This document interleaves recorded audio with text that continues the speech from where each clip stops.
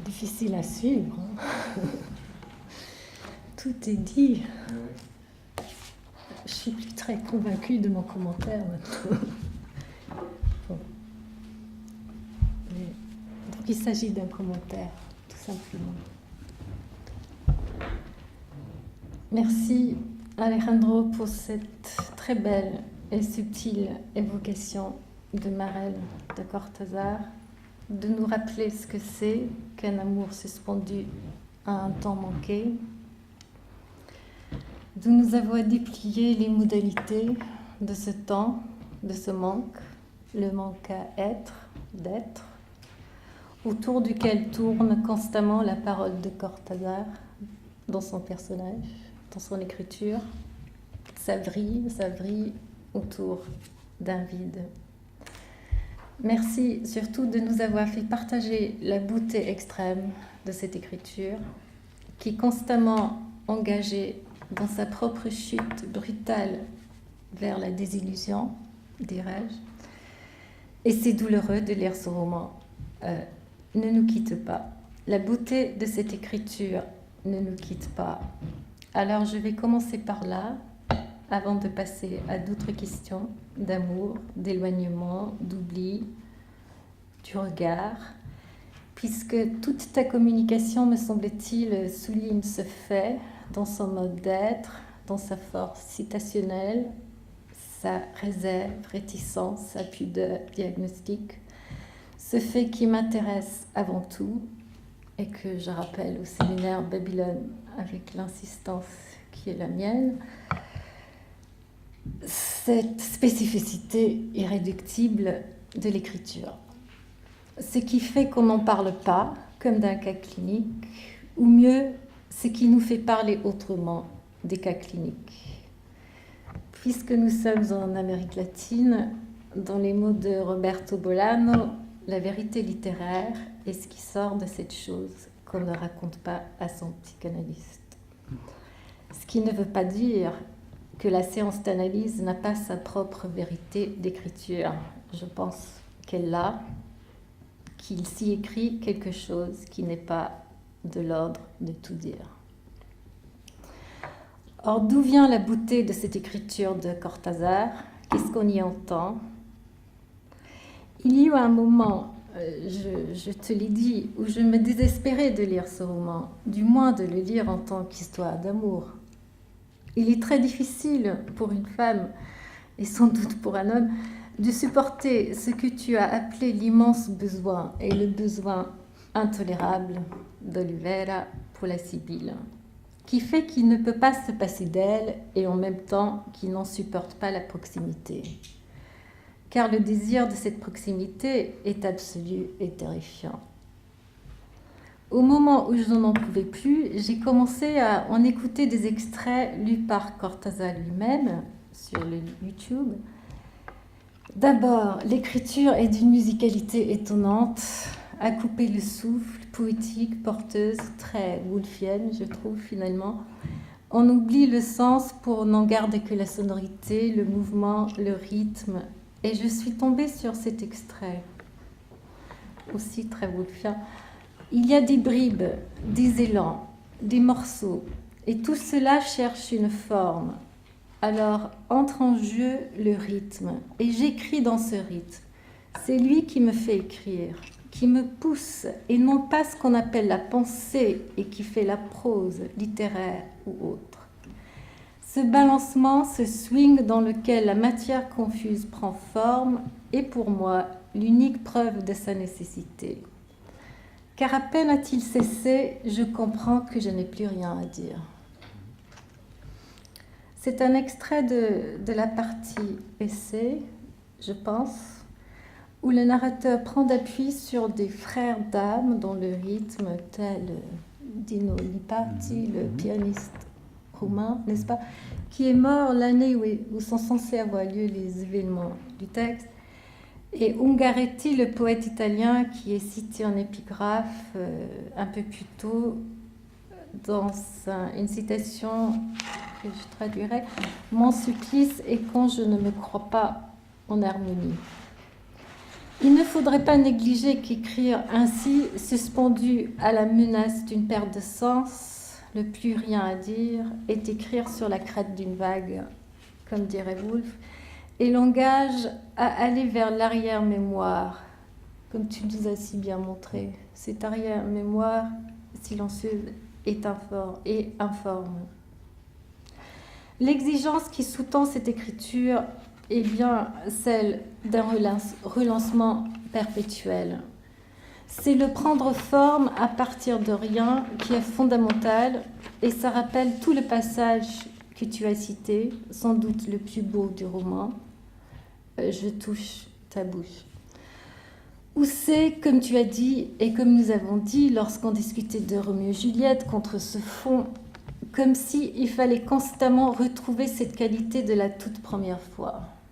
L'idée de nommer de nouveau, de faire naître un visage de sa main comme on fait naître des mots de sa bouche, et que Cortázar décompose si merveilleusement à ses éléments originaires. Comme dans un absolu de trouver crier. Comme tu dis en citant Winnicott, ce n'est qu'à partir de la non-existence que l'existence peut commencer. Mais voilà que ce n'est pas soutenable.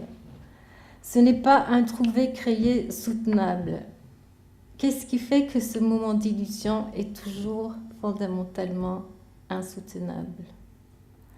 Et je crois que le même passage nous en dit quelque chose, car cette image du cyclope, de l'œil du cyclope, de s'embrasser dans l'œil du cyclope, est terrifiante.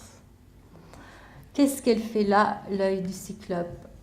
La question me fait penser que ce n'est pas un hasard si la traduction française de la Mague, le nom de la femme aimée par Oliver, en espagnol, l'a fait s'appeler la Sibylle, la bouche de l'oracle. Et je crois que Cortázar a collaboré à ces traductions françaises.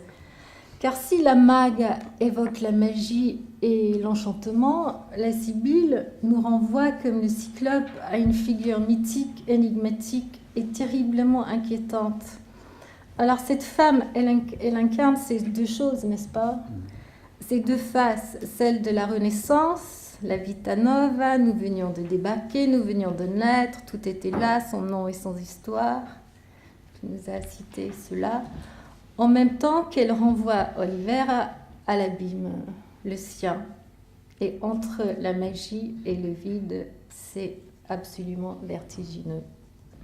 La Mague, figure d'enchantement et de magie, est aussi la Sibylle énigmatique porteuse d'un sens qui ne cesse de soustraire.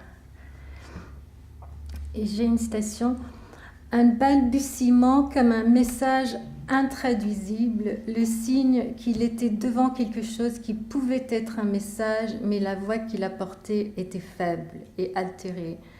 Et pour le communiquer, elle employait une langue inintelligible.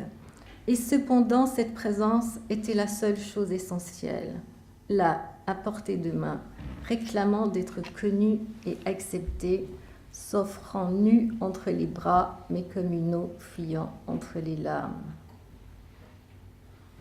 Ou bien, la Sibylle ne savait pas que mes baisers étaient comme des yeux qui s'ouvraient au-delà d'elle et que j'avançais comme hors de moi-même, versée en une autre image du monde, pilote à l'avant noir d'un navire qui fondait les eaux du temps et les abolissait. Là, on entre dans l'œil du cyclope.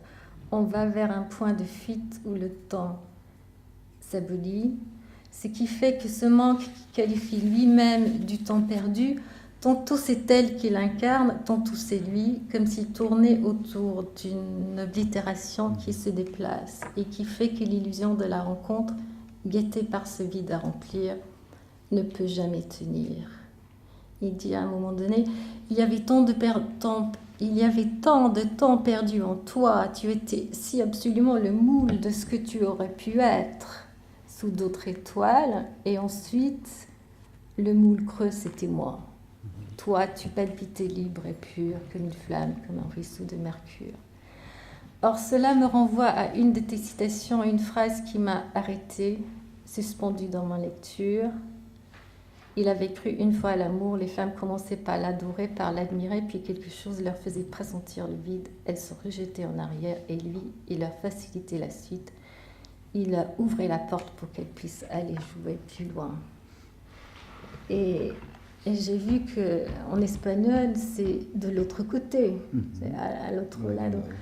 Donc, on se demande bien de l'autre côté de quoi, de loin de quoi. Et la phrase même « aller jouer plus loin » évoque, je pense, une mère soit distanciante, soit omniprésente et trop présente. Et donc le désir, c'est que ça soit celui de l'enfant ou de la mère, c'est cet éloignement, c'est l'impossible pari, n'est-ce pas? L'amour ou soi. Comme tu nous as indiqué, il n'y a pas d'espace entre.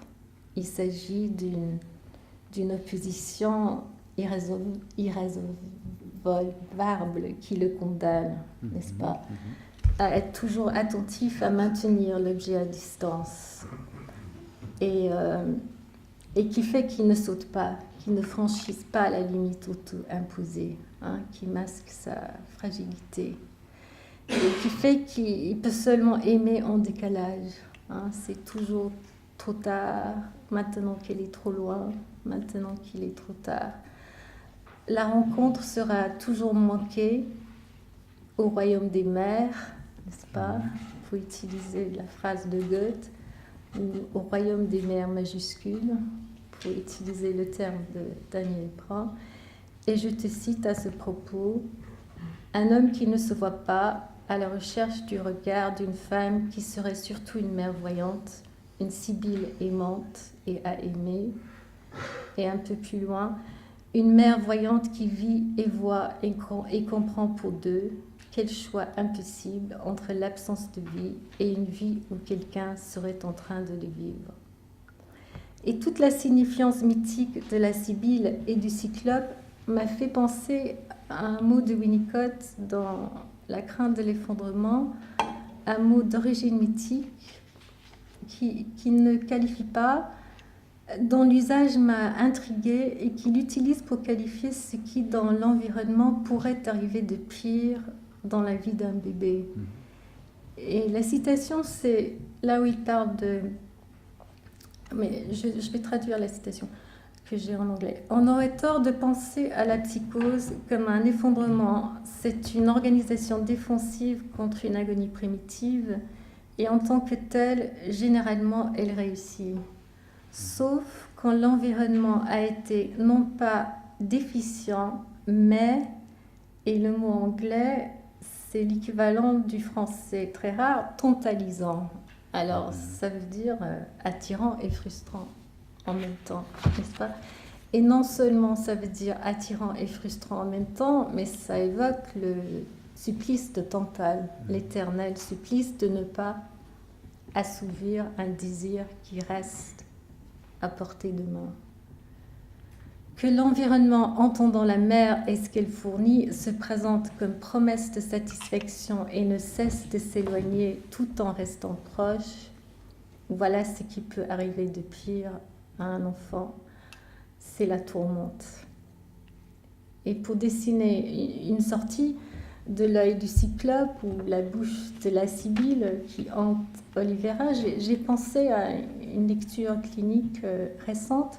Il s'agit d'un livre d'une Italienne, Valentina Boursier, dont il y a une critique dans le International Journal, qui s'intitule « Sentir avec ou par les yeux », où le propos clinique est que le thérapeute, l'analyste remplace et neutralise le regard de la mère toute voyante, par le regard comme holding et environnement, regard incluant le non-moi.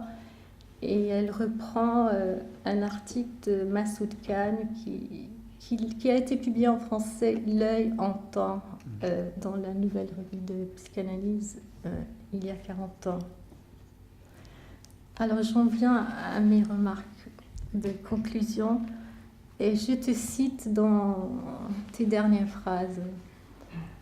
De l'autre côté s'intitule la première partie de Marelle. À Horacio, il lui reste encore à vivre son besoin de folie, mais cette fois de ce côté-ci. Laissons-le donc poursuivre son voyage intérieur et découvrir enfin ce que dit le silence. Nous sommes tous manque et recherche. Et on dirait que pour un temps, Paris, c'est de l'autre côté de l'oubli, n'est-ce pas? Il y a cette image que je n'ai pas retrouvée, mais dont je me souviens de Paris comme l'amour, Paris comme une pelote qu'on déroule, mais cette pelote, elle va rouler à l'oubli. Mais toujours est-il que j'ai eu l'idée, en lisant au début, que c'est la seule chose qui soutient Oliveira, c'est cet environnement. Il est dans un état de fusion et d'indifférenciation avec Paris, comme double impossible de Buenos Aires.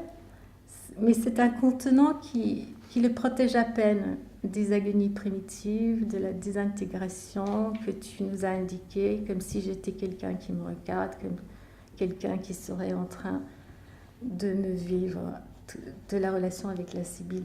En même temps, c'est aussi donc le lieu du temps manqué, car il y évoque, et tu nous as évoqué sa difficulté d'être pleinement là où les choses se passent, où se sont passées, là où une vie semble s'ébaucher. Il y a toujours ce sentiment de futilité, et même de ce côté-ci, je crois que c'est Buenos Aires, non, dans la deuxième partie, il fallait le laisser rouler à l'oubli, l'amour, pour pouvoir une fois seul.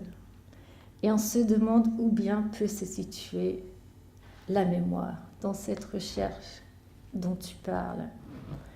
Et je cite Maurice Corcos dans un texte récent écrit pour le 20e anniversaire du séminaire Babylone. Je ne sais pas où il va être publié, mais voilà. Créer n'est-il que se souvenir, mais alors de quoi ou de qui se souvient-on? Ou bien plutôt par qui ou par quoi sommes-nous rêvés, parlés et donc écrits? Et pour y répondre, j'ai juste quelques bribes de Winnicott, encore une fois. L'expérience originaire d'agonie primitive ne peut pas se conjuguer au passé. Le patient ne cesse de chercher ce fragment du passé qui n'a pas encore été éprouvé ou vécu. Cela se manifeste comme une recherche de cet élément au futur, dans l'avenir. Ce n'est pas possible de se souvenir de quelque chose qui n'a pas encore eu lieu d'être, et cette chose du passé n'a pas encore eu lieu d'être parce que le patient n'était pas là, ne pouvait pas accueillir cette expérience. Je paraphrase un peu. La seule façon dont on peut se souvenir dans de tels cas est d'éprouver cette chose du passé au présent, c'est-à-dire dans le transfert. Cette chose du passé et de l'avenir devient alors une question au présent et est éprouvée par le patient pour la première fois. Ceci est l'équivalent de ce souvenir ou du souvenir. This is the equivalent of remembering. Et c'est en pensant à cette recherche d'amour qui est celle d'Horacio, suspendue entre un passé immémorable et un futur qui ne cesse de se soustraire, que je me suis rappelé du texte d'Edmundo Gómez Mongo sur l'arrière-mémoire de la parole poétique chez Juan Hellman, dont il nous a parlé il y a 2 ans ici, et que je vous citerai avant de terminer par un extrait de poème de Cortázar qui décline la mélancolie de cette quête impossible, flottant hors du temps, entre passé et futur, dont tu nous as parlé. Alors d'abord, Gómez Mongo, c'est dans un texte Un amour sans pitié, sur les poèmes de Juan Hellman. Le poème ne veut pas tant retracer son histoire, ses visages, son portrait. Il chante l'immédiateté d'une relation unique entre 2 chairs qui ont partagé un seul corps. La parole poétique qui recrée ce temps d'avant, charnel et originaire, ne peut que se questionner elle-même, interroger son origine, Dans son jaillissement, elle veut retrouver et s'égarer dans ses propres sources. Et l'extrait de Cortázar, c'est un poème qui s'intitule, qui a un titre anglais, comme beaucoup de ses poèmes, After Such Pleasures. Pureté oubliée, je l'ai traduit, j'ai essayé. Comment j'aimerais sauver cette douleur de Bénocer, cette attente sans pause ni espoir, seule dans ma maison ouverte sur le port, commencer à t'aimer encore une fois, te retrouver dans le café du matin sans que tant de choses irrenonçables aient eu lieu. Et ne pas devoir m'accommoder de cet oubli qui monte pour rien, pour effacer du tableau tes petits bonhommes et ne me laisser rien d'autre qu'une fenêtre sans étoiles. Comme ça.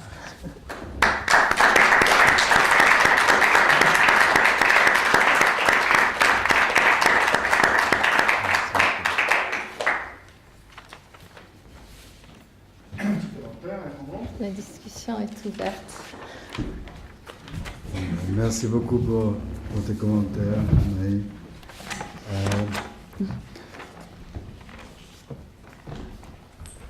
Oui, je crois. Moi, je me suis posé la question sur la traduction. C'est vrai que Cortázar a été très, très présent dans la traduction en français de Rajuel, de Marel. Et je me suis toujours posé la question sur pourquoi la Sibylle. Et je suis tout à fait d'accord avec ce que tu soulignais, c'est que c'est l'autre visage que l'on trouve à la mague, qui serait plus traduite comme la magicienne, disons. Je crois que ça devient beaucoup plus explicite, ce côté, en la nommant la Sibylle. Bien sûr.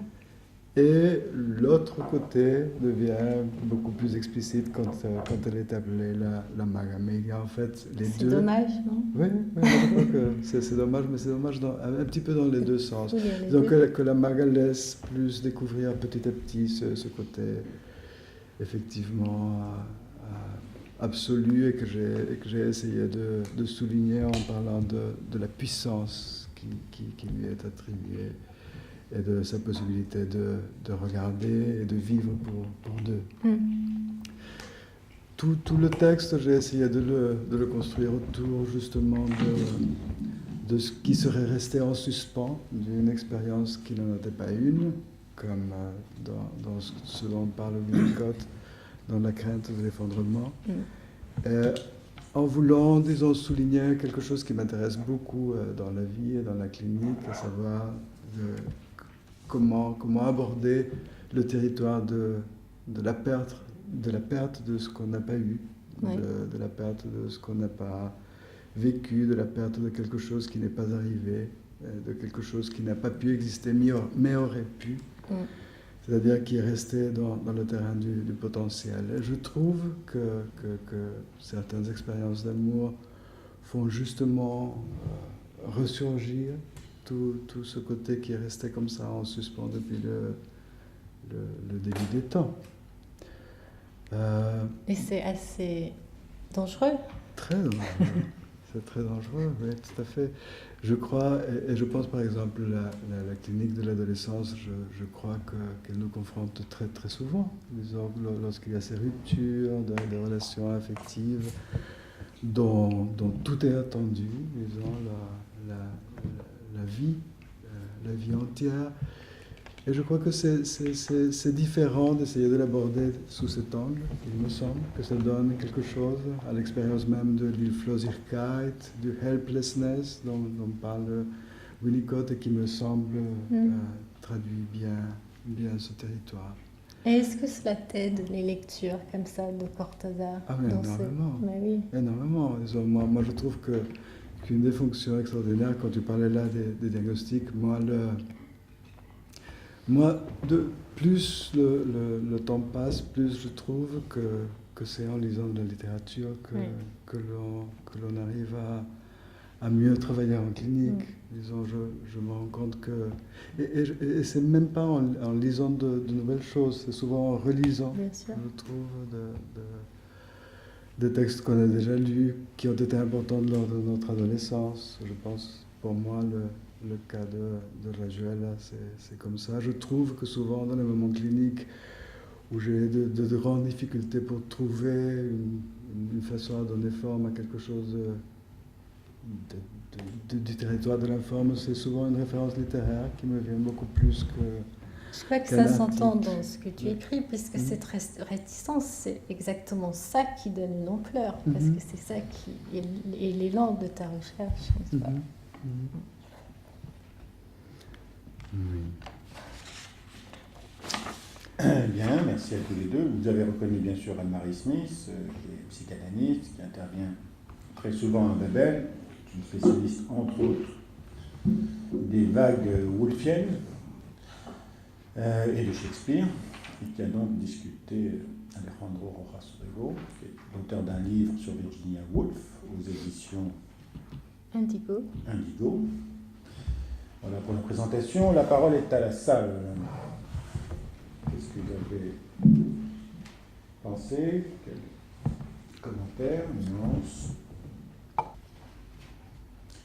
vertu hypnotique de la prosodie d'Alejandro.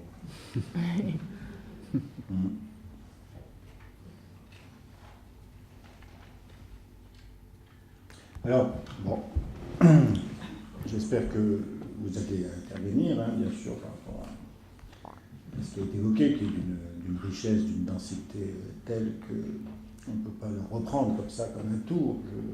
Je vais dire 2-3 choses qui me sont passées par la tête à la lecture et relecture de ce texte d'Alejandro de Cortázar. D'abord,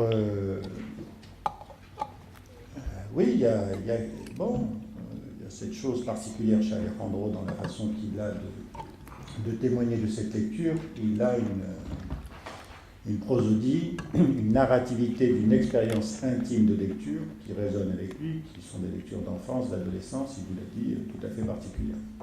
Donc j'aimerais déjà commencer par cette façon qu'il a de présenter les choses. Bon, ça a été dit par Anne-Marie, ma jalousie me fait penser que tout ça est très construit, mais j'en suis pas sûr. Il a cette particularité d'installer un rythme qui est fait d'aller et retour et non pas de boucle. Alors, il n'est évidemment pas un conférencier linéaire qui va d'un point à un autre, il n'est pas un conférencier psychanalytique qui fonctionne en boucle, il me semble qu'il est un conférencier qui laisse entendre ces allers-retours incessants. Alors, est-ce que c'est des allers-retours entre soi et l'objet? C'est la question qu'on peut se poser, mais pour aller tout de suite à Cortázar, ça c'est très cortázarien. Il a dû le prendre de là, entre autres. Cortázar était un amoureux des passages, un amoureux des ponts. Il passait son temps à se balader à la Galerie Vivienne et à la Galerie Nemes à Buenos Aires. Et cette question-là du passage, du pont, entre soi et l'objet, entre l'ipséité et l'identité, entre Sèvres et Babylone, entre l'archaïque babylonien et la porcelaine de Sèvres tout à fait sophistiquée, entre le paradis et l'enfer dans le jeu de la marelle, d'une case à l'autre, entre ce que vous voulez et ce que vous voulez, cette rythmicité, ces allers-retours, ça je crois que c'est le génie de Cortázar et le génie d'Alejandro. Alors c'est une question, si c'est vrai, c'est une question qui nous ramène à quelque chose qui est donc une dispute avec mon ami Alejandro sur la question de la complaisance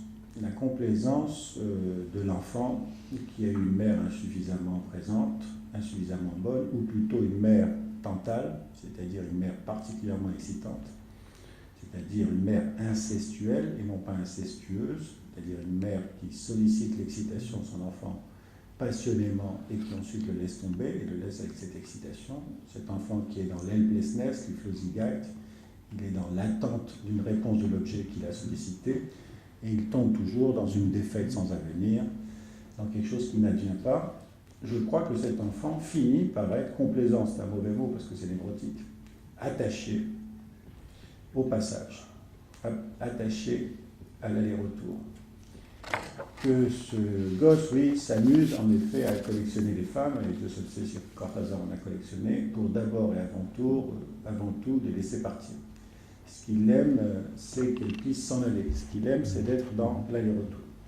Alors ça évoque en effet Francis Bacon, qui dans ses tableaux disait que ces autoportraits étaient les autoportraits d'un chien qui court après la laisse du maître qu'il a abandonné et qui tourne autour de lui-même dans cette excitation qui ne reçoit pas de réponse de l'objet. Donc, première remarque pour mon ami Alejandro, dans ses allers-retours, dans ses va-et-vient, non, il n'atteint jamais l'autre rive de la rencontre fusion avec l'objet qui le mange. Non, il ne reste pas sur la rive du narcissisme et qui serait la même chose que ses parents irréprochables qui n'ont jamais osé rencontrer l'autre au risque de s'y perdre. Ce gosse a fini, comme un certain nombre de nos patients limites, à aimer les passages, à aimer les zones de transit, à aimer ce que Tarkovsky a montré dans Stalker, c'est-à-dire les non-zones, là où on est entre la non-existence et l'existence, mais là où on est vivant, pour le coup, puisqu'on est dans la continuité de ce qui a prévalu dans notre enfance, c'est-à-dire un passage qui n'aboutissait jamais à atteindre l'autre rive. Donc ça, c'est une première question clinique importante. Ensuite, deuxième élément clinique, je crois que à chaque fois qu'Alejandro se laisse aller par compassion pour son personnage qui souffre horriblement, qui est dans une agonie terrible, qui est sans cesse en train de demander une réponse, y compris une réponse du lecteur frère qui le lit et qui le relit sans cesse.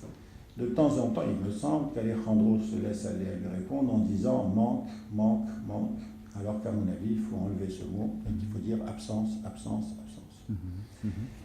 Manque signifierait que quelque chose a eu lieu d'être et qui lui a été retiré.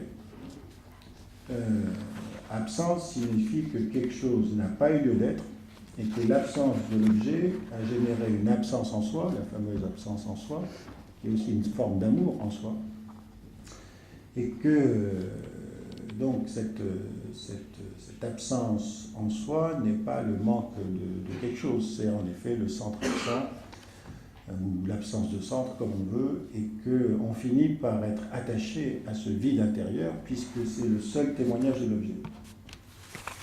On le voit malheureusement en clinique avec ses patients, plus ça va, moins ça va. Plus ça va avec eux, plus on est présent, plus on existe, et moins ils le supportent, et plus ils reprennent les passages à l'acte, et plus ils nous obligent à être absents, parce que c'est de ça dont ils ont besoin, c'est qu'ils puissent exister dans la présence de notre absence. Donc c'est la question du manque et de l'absence. Alors bon, évidemment, je crois que tu as raison, tout écrivain l'écrivain n'est jamais aussi malade. Enfin, l'écrivain est malade dans son écriture et en général, il est moins malade dans sa vie. L'obsessionnel se rêve mélancolique. Donc je crois qu'en effet, Cortázar a souffert de manque, plus d'absence, même s'il doit y avoir des noyaux d'absence qui ont créé des noyaux de douleur dans certaines dimensions. Alors, puisque je parle de maladie, il y a quand même quelque chose chez Julio Cortázar qui est effarant. Bon, c'est un des aspects de Babel qui essaie de croiser la biographie de l'auteur et celle de son œuvre. Il y a quelque chose qui est effarant, c'est que, bon, ça a été dit par Alejandro, il y a très tôt un attachement, un amour des mots, avec l'idée essentielle pour Cortázar que le mot dit plus que la chose, que le mot chaise dit plus que ce que n'est une chaise. Donc il est obligé, c'est ça sa maladie, qui fait qu'il est un grand écrivain, donc il n'y a pas besoin d'être envieux. Il est extrêmement malade, il n'arrive pas, enfant, à pouvoir éprouver, endurer ce qu'est une chaise. Il a besoin tout de suite de construire le mot chaise, le signifiant chaise, et il y trouve beaucoup plus de tessiture que dans la réalité de la chaise. Bon. Et bien en amour, ça va être la même chose pour lui, puisqu'il va être profondément amoureux de cette première femme, extrêmement profondément amoureux, passionnellement amoureux, et qu'elle va mourir, et que sa meilleure littérature a été pendant ce temps où il était avec cette femme. Il était décrit comme extrêmement malheureux dans la vie et comme extrêmement prolifique et créatif dans son œuvre. Et puis cette femme meurt et il rencontre une autre femme, et on ne l'a jamais vu aussi heureux de sa vie, avec cette autre femme. Et son œuvre, l'œuvre de la fin, n'a pas la hauteur de celle, ce qui doit nous en dire long sur les investissements et la nécessité pour lui, impérieusement, de ne pouvoir créer que dans la douleur, et pas dans la futilité qui confirme l'absurde. Dernier point, ce qu'a dit Anne-Marie Smith sur ce qu'évoquait Winnicott dans la crête d'un effondrement, c'est-à-dire de ce passé qui n'a pas eu lieu d'être, et ce gosse qui quête incessamment le retour de ce passé qui n'a pas eu lieu d'être. Et que la solution que nous donne Cortázar et d'autres est dans la création artistique. Il est probablement possible, dans une illusion bien sûr consentie, de pouvoir atteindre ce passé qui n'a pas eu lieu d'être, cette chose qui n'a pas abouti à une création, dans la création artistique. Alors Cortázar le dit magnifiquement bien dans une de ses nouvelles, celle où il évoque le trompettiste Charlie Parker. Quand Charlie Parker, The Bird, jouait de la trompette et qu'il était enfin que le morceau était particulièrement bien joué, qu'il était transcendant, qu'il atteignait des niveaux incommensurables, et qu'on lui disait mais d'où il a été chercher ça, il répondait ça je l'ai joué demain. Ça c'est le retour du passé dans la projection du futur à partir de la création. C'est-à-dire qu'il faut qu'il y ait une création confrontée à ce néant qui est ce passé qui n'a pas eu lieu d'être, pour pouvoir espérer, dans une illusion consentie, retrouver cet objet qui n'a jamais eu lieu d'être. Bon, voilà les quelques remarques, mon cher Alejandro. On va pas recommencer. Bon, la nouvelle dont parle Maurice s'appelle L'homme à l'affût, dans la traduction française. Et ce qu'il disait, c'est ce morceau, je l'ai déjà joué demain. Je l'ai déjà fait.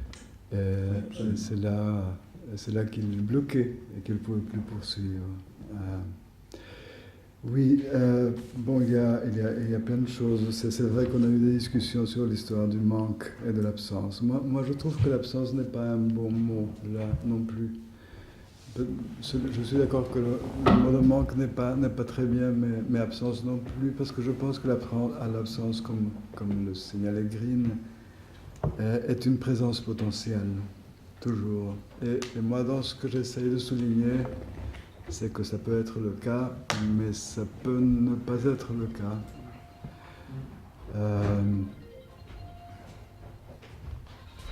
Parfois, disons, dans les meilleures situations, c'est une situation d'absence, effectivement, mais je crois que quand les choses se répètent et à force de tourner, il y a un moment où ce n'est plus une présence potentielle qui est là, mais quelque chose d'autre. Et je suis d'accord qu'il faudrait trouver un meilleur mot, parce que ni absence, Moi, je pense que quand on est devant une situation d'absence, on a des possibilités de faire quelque chose, beaucoup plus que quand ça a tellement tourné qu'il n'y en a plus. Je crois aussi que le mot complaisance, il faudrait trouver quelque chose d'autre. C'est une inscription qui est, je pense, non seulement dans la psyché, mais souvent dans le corps, quelque chose qui est comme une marque que l'on porte. Et je crois que la répétition a quelque chose de bon, disons, au départ, pas seulement des éléments destructifs, dans le sens où il y a toujours une attente de cette fois, ça va arriver, disons, ce quelque chose va finalement arriver. Dans un commentaire que tu avais fait, je ne me souviens pas exactement où, de quelque chose justement dont on était en train de discuter, tu as évoqué Beckett et en attendant Godot. Moi je crois que ce demain qui n'arrive jamais, ça finit par s'épuiser, disons. Ce n'est plus l'attente de quelque chose qui finalement va arriver, mais c'est la fin de cette attente. Donc là aussi, disons, je crois que le mot complaisance, ce serait dans les meilleurs cas, et que dans les autres, c'est plus de l'ordre de l'inévitable.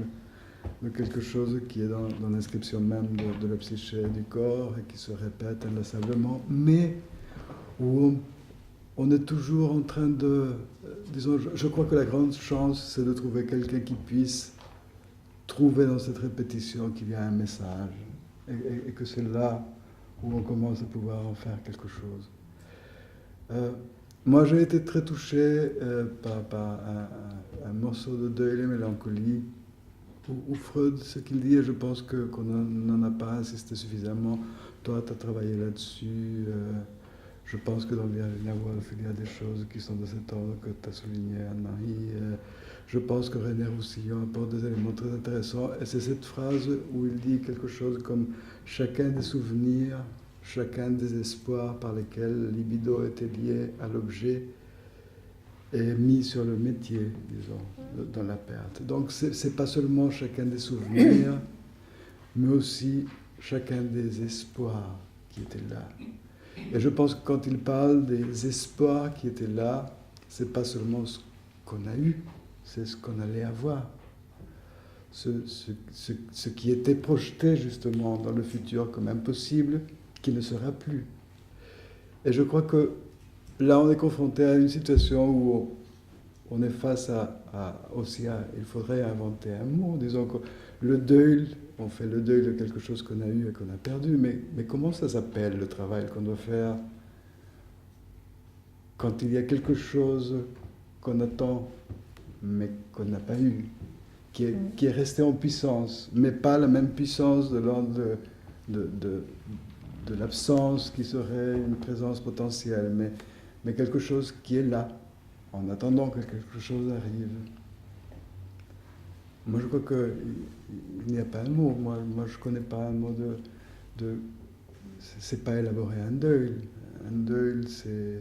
Le travail du deuil, c'est fait, je crois, pour les choses que l'on a eues et que l'on a perdues. Mais quand il y a quelque chose qui reste et qui tourne là, comme en boucle, comment ça s'appelle? Tu veux dire, on ne peut pas en faire le deuil parce qu'on n'est pas conscient de la perte? Pas obligatoirement. Non. Disons, moi je crois qu'on la met toujours dans le futur. Et je crois que voilà. Winnicott, justement, ce dont il parle, c'est quelque chose qui est toujours projeté en avant, alors que c'est quelque chose qui ne s'est pas réalisé. C'est quelque chose d'anachronique, c'est l'anachronique de Fedida, en fait. Ouais. Tout à fait. Oui, mais je crois que l'helplessness, l'hypnosigkeit, la terreur sans nom, le DZ, le désemparement, tous ces mots barbares pour dire ce qu'est cette agonie, témoignent bien du fait qu'on essaye de cerner la question de l'expérience de quelque chose qui n'a pas eu lieu d'être et de rester dans une quête incessante qu'elle arrive sans qu'elle vienne en étant n'importe. Je crois, alors là on revient à la clinique par rapport à la littérature, je crois qu'un certain nombre des patients, la grande majorité, résolvent le problème de cet éprouvé en investissant le DZ, le désemparement, l'absence de l'objet, les berges de l'absence de l'objet, investissent la mère dépressive et perverse, etc. etc. Donc, la réalité, c'est ça, c'est l'absence de réponse, et la symptomatologie et le témoignage sans cesse de reprendre les conditions d'une absence de réponse. C'est pour ça qu'il passe son temps à faire en sorte qu'elle s'en aille. Et c'est pas qu'il aime particulièrement ça, mais c'est qu'il éprouve le besoin de rester dans la continuité de cette séparation. Il y a quelque chose d'une certaine pervertisation de cet amour passionnel que de vouloir rééprouver ce qui a été l'objet de la première présence, c'est-à-dire une absence, ou en tout cas un départ. Donc tu as raison, comment appeler ce travail? Peut-être qu'il n'y a même pas de possibilité de travail, et si ce n'est la résolution de cette question en investissant l'absence. En investissant, alors, au risque bien sûr d'une implosion ou au risque d'une pervertisation. C'est-à-dire de créer de manière itérative les conditions de l'absence. Finir par aimer l'absence. Qui est la seule continuité connue, voilà. C'est cette discontinuité. Bien sûr, que le bonheur ne les intéresse pas particulièrement, ça les ennuie même profondément. Et c'est ça qu'il faut, pour éviter l'explosion de l'identité, être dans une continuité avec ce qui est prévalu, même si justement c'est qu'il n'y avait rien, pas grand-chose, des noyaux d'absence. On est en train de rendre les choses cohérentes en disant absence. Non, il y a des noyaux de douleur, des noyaux d'absence dans certaines dimensions, avec des berges plus ou moins fractueuses, etc. Mais Winnicott, il ne dit pas comment appeler ce travail, il dit comment le conjuguer. Oui. C'est ça la question. Dans quel temps? Et c'est ça la réponse qu'il apporte à ça. Il ne donne pas de nom, mais il dit le patient ne peut pas se souvenir parce que cette chose dont il ne se souvient pas, il ne peut pas la mettre au passé. Et le travail, c'est ça. C'est que ça occupe le temps passé. Mais d'abord, ça doit occuper le présent. Oui. Mais bon, pour rebondir encore avec ce qu'a dit Alejandro, le témoignage de Cortázar de cette impossibilité de travail, c'est la fabuleuse phrase « J'aimerais tant qu'il pleuve là-dedans, une bonne fois pour toutes, la vraie dépression, là, qu'on puisse se purger, que ça sorte, que ça sent la terre des choses vivantes. » Le désespoir, là, et que ça ne puisse même pas aboutir à cette dimension-là, pour s'expurger de ça. C'est un peu une digression, mais ça rappelle la situation clinique des gens qui sont face à la disparition d'un être proche dans un accident et qui n'ont pas la certitude qu'il soit mort ou qu'il va revenir ou qu'il ne va pas revenir. Et toute cette période dans laquelle vont faire le deuil sans faire le deuil parce qu'il n'y a pas le motif de le faire et qu'ils ne vont attendre que des petits témoignages, des petits aspects matériels qui va enfin faire que quelque chose va pouvoir s'élaborer et par rapport à la douleur qu'ils peuvent avoir exprimée pendant un temps, je trouve extrêmement prolongé par rapport à des classiques. Absolument. Il y a une nouvelle de Cortázar magnifique qui va dans ce sens-là, mais où il rajoute encore quelque chose de supplémentaire qui fait le fantastique de Cortázar et dont je dis que la création de Cortázar naît de cette absence. Que le miracle de Cortázar, c'est de créer contre cette absence. Et ça, je ne sais pas comment il y arrive, comment il ne se laisse pas refroidir, geler, inhiber totalement par cette absence, mais qu'à partir de ce noyau d'absence, ce noyau de douleur, il crée. Et la nouvelle qui me fait penser à ce que vous dites, c'est une femme au téléphone qui a été quittée par son mari, qui l'appelle au téléphone et qui lui demande des explications sur pourquoi il l'a quittée, au téléphone entre Paris et Buenos Aires. Et donc la communication s'arrête et après quelqu'un lui dit que son mari est mort la veille. C'est ça le télescopage des temps entre le passé et le futur. Lorsque le passé n'a pas eu lieu d'être, il se projette de manière itérative dans le futur. Ça, je l'ai déjà joué demain. Et avec les morts là, brutaux, on ne sait jamais si on leur a tout dit ou pas tout dit, et quand est-ce que c'est trop tard ou pas. Et on est dans une confusion, on a le sentiment qu'il reste encore quelques jours, on pourrait leur dire, bon, il y a une zone comme ça de transit. Oui. Moi, ça me rappelait aussi les patients qui arrivent à faire une tentative de suicide et qui sont un petit peu dans une zone justement où ils se sont retirés, je trouve, du sentir et du bâtir. Ils regardent un petit peu la réalité à travers un écran, quelque part, un peu entre les deux berges. Ils sont partis de quelque part parce qu'ils ont dû se jeter dans une espèce de tout inqualifiable et puis ils ne sont pas encore arrivés, on ne les a pas encore accompagnés de l'autre côté de la rive pour continuer le chemin et cette zone de crise, de tumulte, de passage, ça m'évoquait ça. Oui, c'est la traversée du Styx entre l'Élysée et l'enfer.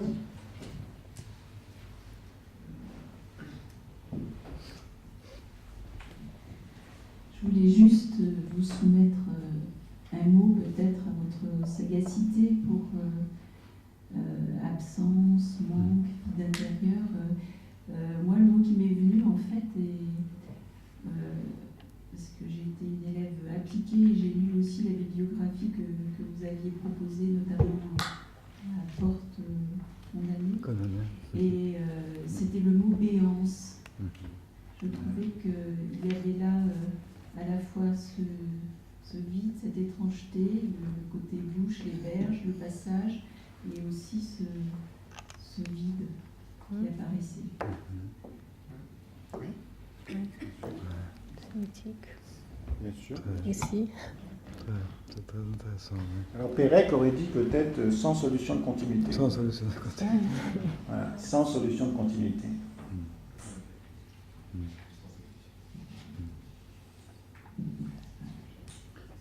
Monsieur Sarfati, un mot? Sans solution de continuité, ça me laisse dans une abîme de réflexion.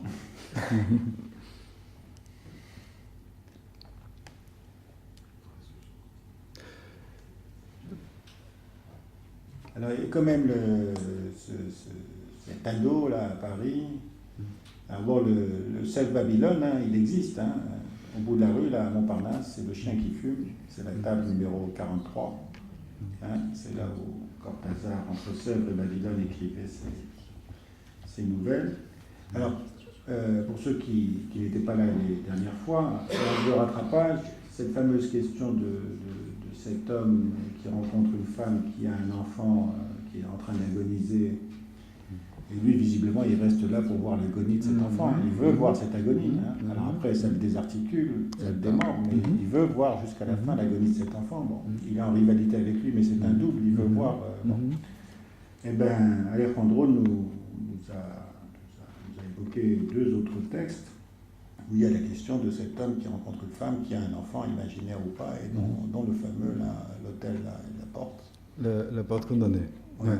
C'est justement la porte condamnée, et on avait parlé aussi de la maison occupée, je crois que c'est la traduction en français. Et la porte condamnée, tu veux dire en deux mots? Oui, tout à fait. La porte condamnée, c'est un homme d'affaires qui voyage donc, je crois que c'est à Montevideo, et qui est donc dans un hôtel où, comme ça arrive souvent, il y a une porte qui est condamnée par un armoire qui est posé là, et bon, il fait son travail, il va dormir le premier soir, et il écoute derrière la porte un enfant pleurer et une femme essayant de le calmer. Et il avait été averti par la personne qui se charge de ce petit hôtel que la seule personne qui habitait, disons, dans ce côté de l'hôtel était une femme, mais c'était une femme seule. Lui, bon, il ne comprend pas très bien. La deuxième nuit, ça arrive encore. Il écoute les pleurs et la femme qui essaye toujours de calmer cet enfant qui pleure désespérément avec une énorme douleur. Et il commence à imaginer cet enfant. C'est un garçon. Il sait que c'est un garçon. Il sait quel âge il a. Il est un tout petit. Il sait que cette femme essaie de le calmer. Et ça se passe comme ça à plusieurs reprises. Et quand il se plaint à l'hôtel, on lui dit qu'on lui a déjà expliqué qu'il n'y avait qu'une femme qui était là.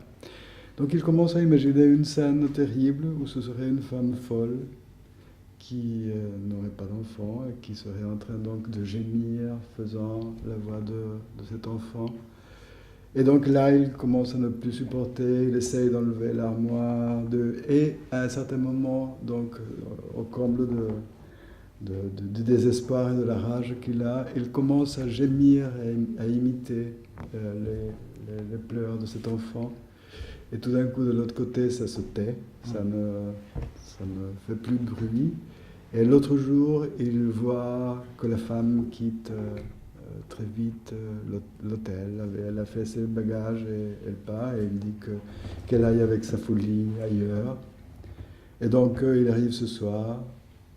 Il va dormir, il est content parce qu'il va dormir, et au milieu de la nuit, l'enfant commence à pleurer encore.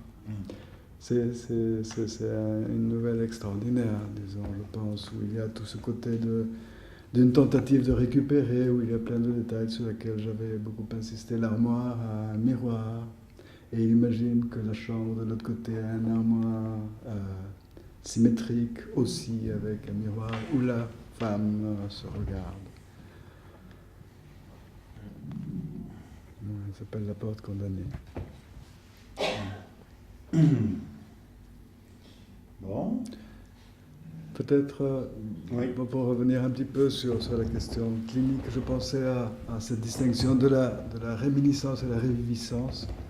Je crois que ça, c'est un élément essentiel. Ce n'est pas des patients qui se souviennent, mais qui revivent. Je crois que Ça, c'est un élément très important. Et j'avais amené un texte lors d'une discussion récente de l'intervention de Maurice sur Madonna comme Bambino. Un texte que j'ai évoqué, certains passages là dans ce que je viens de vous lire. Et c'est un texte d'Octavio Paz qui, je pense, est très intéressant pour ce qui est discuté. Il parle de son premier souvenir d'enfance où il voit un enfant pleurer. Pleurer sans fin. Et il dit qu'il le voit du dehors, et il raconte la lumière qui entrait dans la pièce.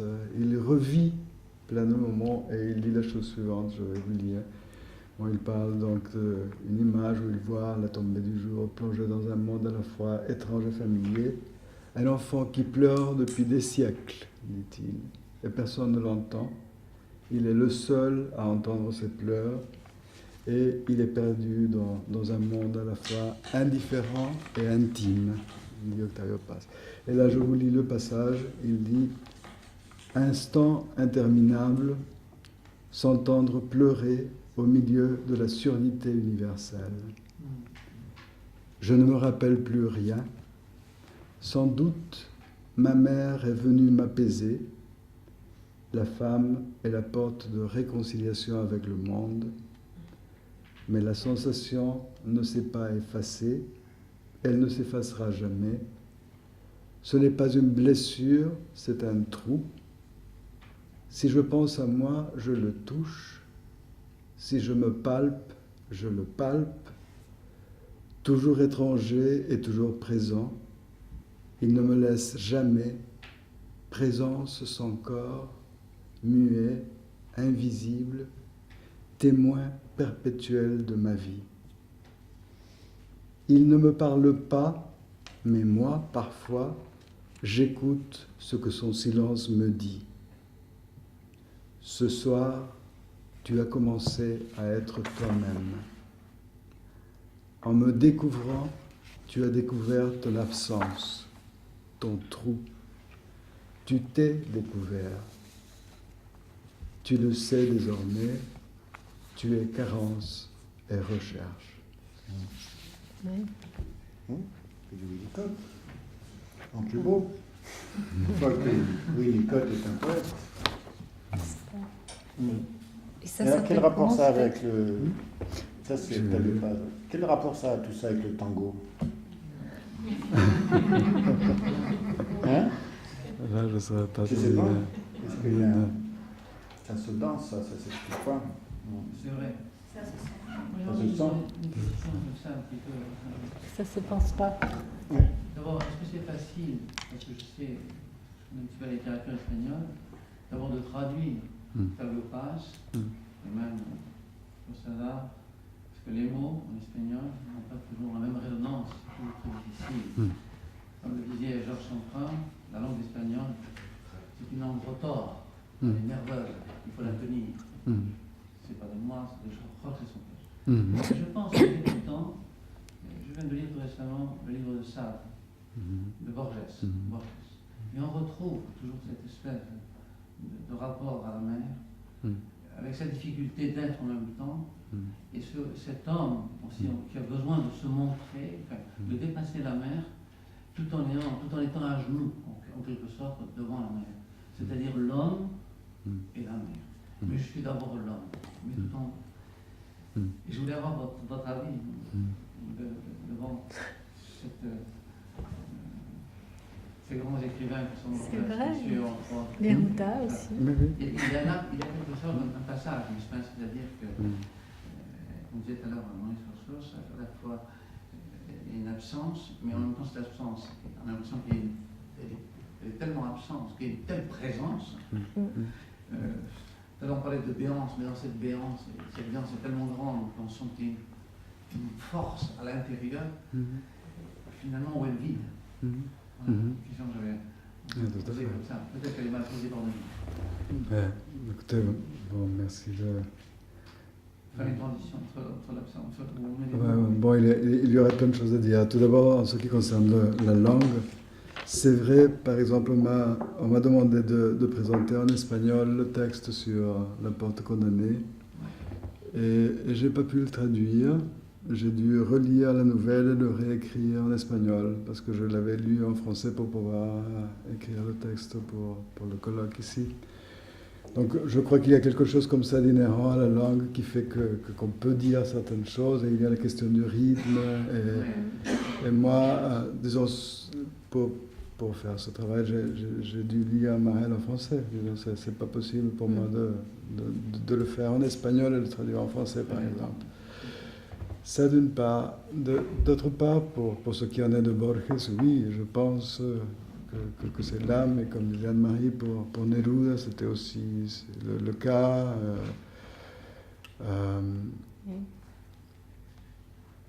Oui. Le livre nous à la fois toujours cette violence dans le rapport avec l'autre, avec la mère, presque destructrice, et en même temps cet amour. Ah oui. Il y a toujours cette espèce de va-et-vient, ce que disait avant.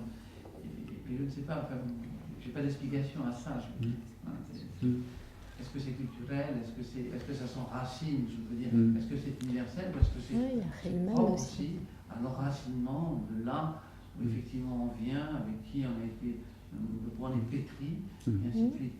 C'est une question, je veux dire, au-delà de la psychanalyse, je veux dire, qu'est-ce qui fait que bon, ça induit plutôt là, et si on prend par exemple l'Europe de l'Est, ailleurs, il se passe d'autres choses. Dans la littérature latino-américaine, c'est quand même pas rien de trouver cette espèce de nerf, j'allais dire ce nerf de la guerre, si je veux dire, entre guillemets, dans la famille. Et dans cet amour, parce que là, c'est pas l'étoile, c'est aussi. Oui, tout à fait. Et dans cette intensité où il y a tous les excès. Voilà. Moi, je crois que ça fait partie. Oui, c'est plus civilisé en Angleterre. Probablement, je ne sais pas, je n'ai pas dit ça, mais quelque chose de plus retenu. On ne peut pas être culturaliste, il faut être correct, là, on ne peut pas être culturaliste. C'est possible. C'est possible. Ou ça prend d'autres formes. Ou ça prend d'autres formes, tout à fait. Et pour la question de vous parliez là de... Oui. Pardon. La terre produit, comme la mer produit. Et pour ce dont vous parlez tout à l'heure, je me rappelle d'avoir entendu, mais il y a très très longtemps, Paul Denis, qui parlait de l'objet dépressif et le comparait à un trou noir de l'espace qui se présente comme un trou, mais en fait est une concentration tellement grande de masse qu'elle absorbe toute l'énergie et ne laisse rien partir. Et je crois que là, il y a une image très intéressante à penser, dans la question de l'objet dépressif.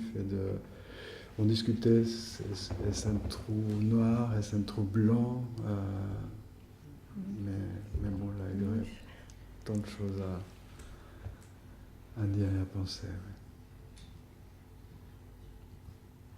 Alors, Paul Denis, dans ce texte, l'objet dépressif en suspens, a une autre figure de ce qu'on essaye de dire de cette excitation maternelle du bébé et ensuite l'absence de réponse, c'est la figure du trapèze où le trapéziste se lance en espérant que le trapèze arrive et il est en l'air et il n'arrive pas.